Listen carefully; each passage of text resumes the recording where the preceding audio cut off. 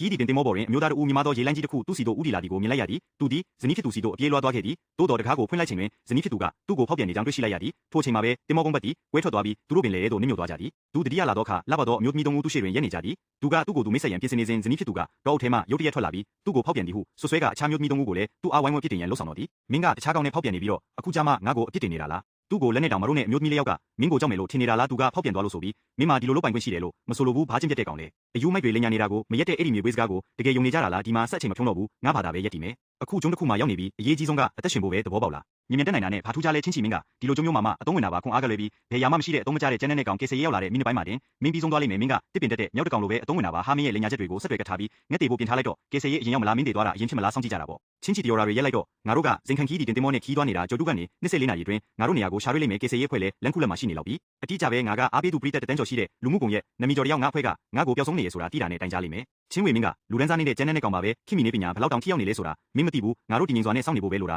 ာလူတိုင်းတွေလိုပြေးလွှားနေစရာမလိုဘူးနေပညာပိုင်းဆိုင်ရာခြေရာခံထားတဲ့လားဒီနေရာမှာငါတို့ကိုရှာတွေ့နိုင်မယ်လို့တကယ်ထင်နေတာလားတကယ်လို့ရှာတွေ့နိုင်ရင်ဒီကမ်းခြေမှာငါတို့တွေပဲတင်မောပြက်ပြီးအသက်ရှင်ကြံရည်သူတွေဖြစ်နေမှာမဟုတ်ဘူးကောင်းပြီအလောင်းတွေဖြစ်သွားတဲ့အထိနေအောင်အောက်မှာအချောက်ခံကျင်နေဆိုရင်တော့စောင့်နေကြလေကေဆေးရေးကိုတည်ငြိမ်စွာစောင့်နေကြငါကအစားအသောက်အများကြီးစားတယ်မင်းတို့ရဲ့အသုံးမကျတဲ့ကိုချင်းတရားဟောပြောချက်တွေအတွက်အချိန်မရှိဘူးအုံးတီဆိုတာအသက်ရှင်ဖို့တောက်စရာတစ်ခုပါပဲမင်းတို့ကအသားတက်လိုအပ်တဲ့အကောင်းဆုံးကတော့ငါချို့ကိုဖမ်းဖို့ပဲပြီးပြီးသဘောပေါက်ပြီးဒီညက်ကြရင်အဲ့ဒီအလိုလိုက်ခံထားရတဲ့အမျိုးသမီးတွေခင်မီနေပညာကဘိုင်းမဝစေနိုင်ဘူးဆိုတာသဘောပေါက်သွားလိမ့်မယ်စာလုံးမှုရဲ့အတန်ကရဟရင်ထက်ကိုကျေလောင်နေမနှက်ဖြန်ငါကိုငါနေငယ်ပေးလို့ရမလားငါပေးချင်ပေမဲ့ဘာလို့မပေးရမှာလဲစူမန်ကိုကေတုံးကဖြစ်သမျှကိုငါမြင်ခဲ့တယ်ငါကိုငါပေးကျုံးကပြန်ရောက်ရင်မင်းအတွက်အဓိကတက်တည်အဖြစ်ငါရက်တည်ပေးမယ်မလိုပါဘူးသူ့မှာတက်တည်မရှိပဲငါကိုဘာမှမလုပ်နိုင်ပါဘူးပြန်နိုင်ကြခံရမှာကိုလည်းမင်းစိုးရင်စရာမလိုပါဘူးဘာဖြစ်လို့လဲဆိုတော့ငါတို့ပြန်သွားကြမှာမဟုတ်လို့ပဲမင်းဘာဒီလိုလဲဒီဒေတာမှာတန်လိုက်စကွင်းထူးဆန်းနေရလို့ကပရင်ပြောတာငါကြားခဲ့ရတယ်ရေဒါနဲ့ကိရိယာတွေအလုံးမလုပ်တော့ဘူးဒါကရည်ရချက်ရှိရှိတိုင်းမိစေတာပဲဒီကန်းချေကဘာလို့ဒီလောက်တန်ရှင်းနေလဲအနာစရာမရှိတော့ဘူးဒီနေရာကကဘာနဲ့အဆက်ပြတ်ဖြစ်နေပြီးကန်ဆိုးမမောင်ကြနေပုံပဲစူမန်နဲ့တခြားလူတွေကတော့ကေဆေးရေးကိုဆက်ပြီးအိမ်မက်မနေစေပဲငါကတော့မိုင်မဲမနေဘူးဒီမှာအသက်ရှင်ခြင်းရင်မင်းကိုပဲအားကိုးရမယ်ဆိုတာငါသိတယ်စိန်ရက်သူတယောက်ကိုကျွေးမွေးဖို့ငါမစိတ်ဝင်စားဘူးကုန်ကြစရိတ်များလုံးနဲ့ငါ့ကိုခေါ်သွားလိုက်မင်းဘယ်လောက်ကောင်းကောင်းနေနိုင်လဲဆိုတာစူမန်တွေ့လိမ့်မယ်အဲ့ဒါကသူ့ကိုတက်ပစ်တာထက်ပိုနာကျင်စေလိမ့်မယ်ဘာလို့နေတာလဲတခြားလူတွေကမင်းကိုအသုံးမချဘူးလို့ထင်ကြပေမဲ့